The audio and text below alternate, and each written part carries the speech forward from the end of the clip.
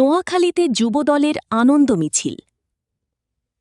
নোয়াখালী জেলা যুবদলের সভাপতি মঞ্জুরুল আজিম সুমন কেজিএস বাংলাদেশ জাতীয়তাবাদী যুবদল কেন্দ্রীয় কমিটির সহ-সভাপতি পদে নির্বাচিত করায় ৭ জুন বেগমগঞ্জের বিশাল আনন্দ মিছিল বের করা হয়েছে।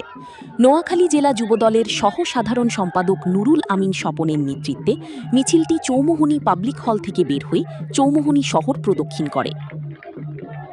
মিছিল শেষে উপস্থিত কর্মী সমর্থকদের উদ্দেশ্যে সংক্ষিপ্ত বক্তব্য রাখেন নোয়াখালী জেলা যুবদলের সহ-সাধারণ সম্পাদক নুরুল আমিন স্বপন, বেগমগঞ্জ উপজেলা যুবদলের যুগ্ম সম্পাদক সাইন হোসেন সুমন, চৌমুহনী পৌর যুবদলের সদস্য সচিব মোহাম্মদ নিজাম উদ্দিন ও বেগমগঞ্জ থানা যুবদলের সদস্য সাজ্জাদ হোসেন রিফাত সহ জেলার বিভিন্ন ওয়ার্ড থেকে আগত নেতৃবৃন্দ উপস্থিত ছিলেন।